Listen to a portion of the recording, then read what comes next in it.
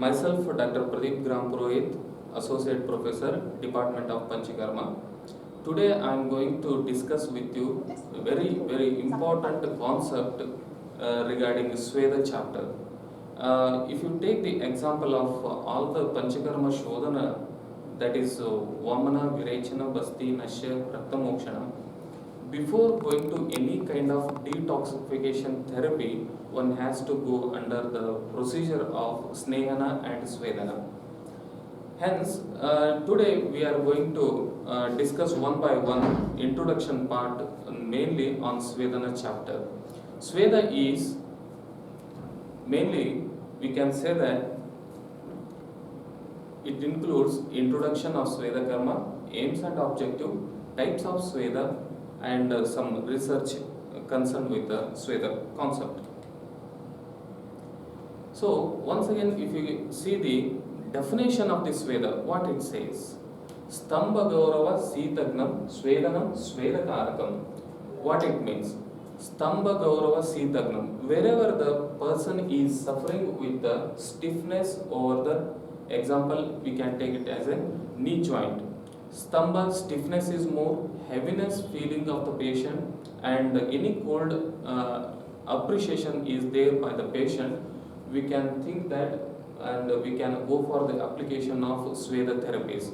When we go for the Sweda treatment in all these aspects, wherever the person feels stiffness, heaviness, then Sweda, doing this Svedana is going to be good, excellent result can be appreciated. And also, the Charaka says that importance of Sweda, we can say that gunas of the Sweda. What it says? Agner Deepti, Mardavam, Tvak Prasadam, Bhakta Shraddha, Srotasam, Nirmalatvam. Mainly, after doing these Sweda therapies, one person is going to get improvement in the appetite. It means Agner Deepto. So, proper appetite can be seen. Not only Kosta Agni, but Dhatu Agni are going to be nourished properly. Means Agni Deepta will take place. And simultaneously, the person feel very Marthavata in the skin, and Bhakta Shraddha, appetite will be improved, and all the channels are going to be clear by doing the Sweda therapies. And once again, importance has been explained by the Charaka as well as Shushruta. That is, they have given the some simile, that is Sneha Purva Prayuktena Swedanavajite Anile Purusha Mudramse Retamse Sanjante Katanchana. And they have given one more simile to explain the importance of this Sweda, that is Shushkanapihi Kastani Sneha Swedopapadanaihi Namayanti Yatha Nyayam Kim Punarjivatena. It means, after the suppose the dry stick, if you take the example of the dry stick, and you cannot able to bend it, but once if your application is done by the taila or oil application continuously, the dry stick can be bent properly. The same simile has been given to the Sweda concept.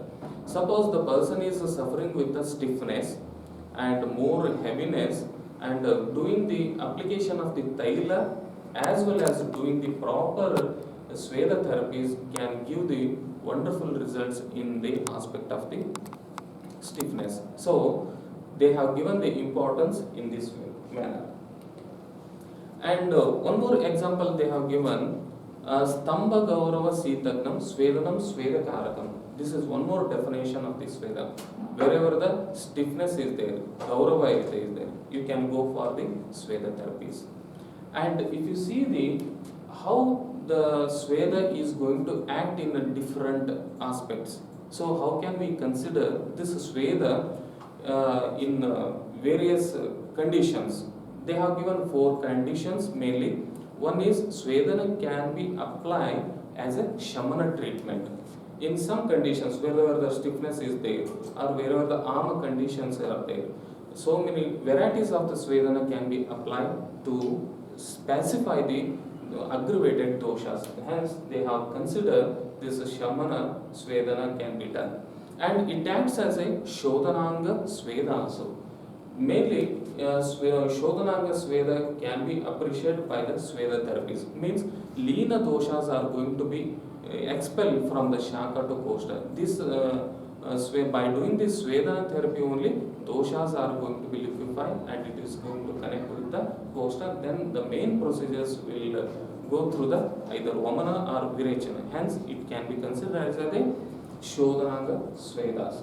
And Pashat Karma, so many procedures, so many diseases concerned, we can consider as a Pashat also Swedana is advisable, and it is also act as a Apatarpana Chikitsa as well as Langana Chikitsa. These are the importance has been given to the Sweda therapies.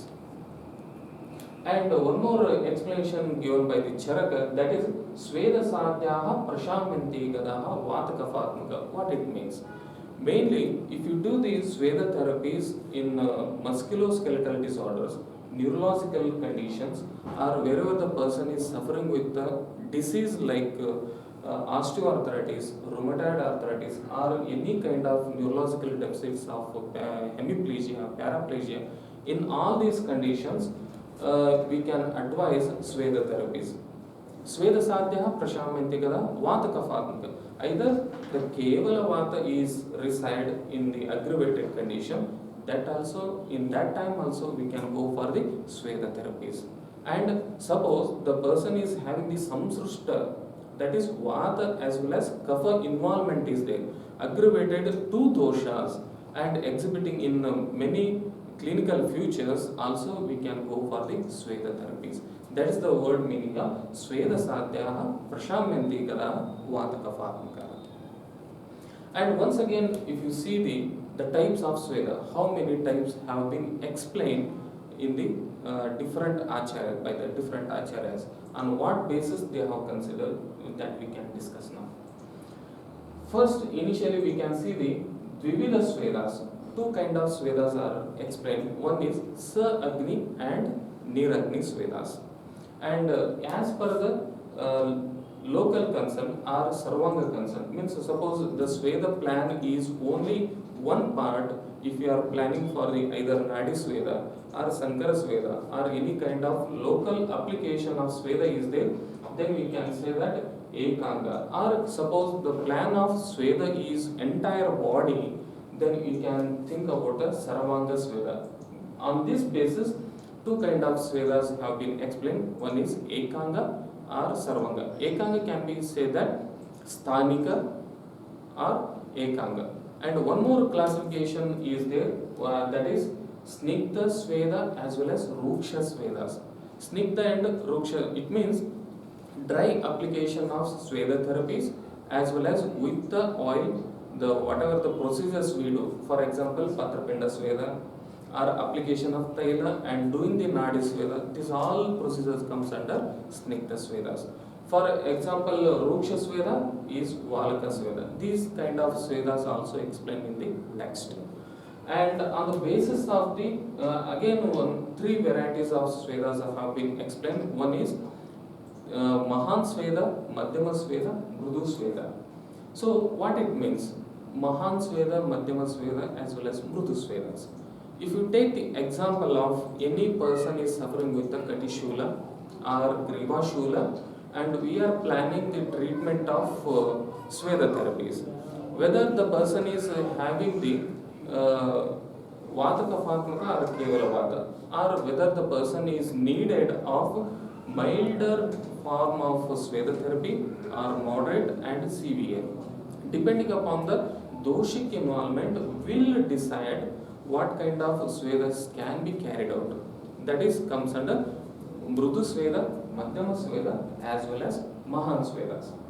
And on the basis of the mechanism concerned, how the Sweda is going to act, on that basis they have made, Shushruta has given the 4 varieties of Swedas. Even Ashtanga Hridaya have explained about the 4 kind of Swedas. One is Tapa Sweda, Ushma Sweda, Upanaha Sweda as well as Drava Swedas. So Drava Sweda, Upanaha, these varieties of Swedas explained depending upon the mechanism concerned. And one more Swedas have been mentioned, that is Losta Sweda, Pashpa Agni, Ghati, Jala, Phala, and Valaka Sweda.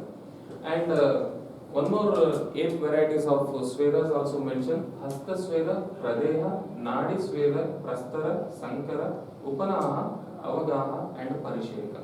As per the Charaka concern, they have mentioned 13 varieties of the Swedas: Sankara, Prastara, Nadi, Parisheka, Avagaha, like that.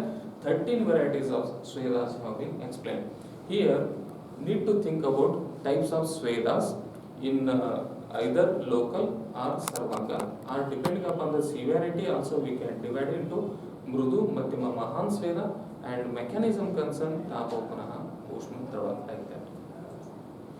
So today we have discussed regarding the definition of concept of the Swedas, definition of the Sweda, and types of the Swedas.